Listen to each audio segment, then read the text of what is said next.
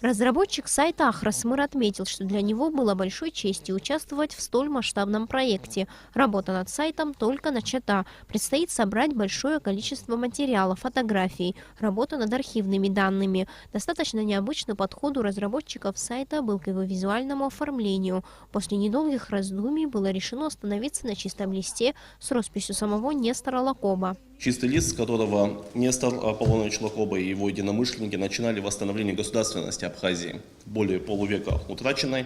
Абхазия, находившаяся под прямым колониальным управлением царской России, да, получила свободу и получила возможность, мизерную возможность, которую ценой своей жизни буквально, да, вот использовал Нестор Аполлонович, использовали его единомышленники. Впоследствии их практически всех не стало, вот, и именно поэтому автограф Нестора Аполлоновича на чистом листе. На сайте появятся фото и видеоматериалы о Несторе и Сарии Лакоба. Более того, здесь можно будет найти важные исторические документы, переписки и другую информацию о жизни и деятельности борца за свободу.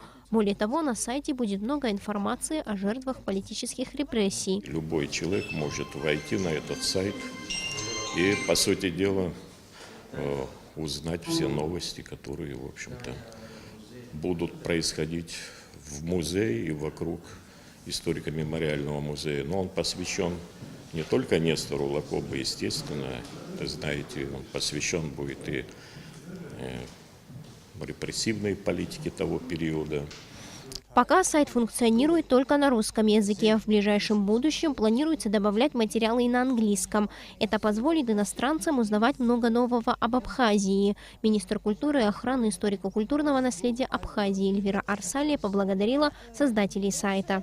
Сегодня это очень важно в век информации, когда все эти материалы должны быть доступны. Это имеет большое значение для истории, для Абхазии, это очень актуально. Помимо своего прямого предназначения, как было отмечено на презентации, сайт виртуально будет выполнять часть организационной музейной работы. Зария Смыр, Тимур Гугохия, Абхазское телевидение.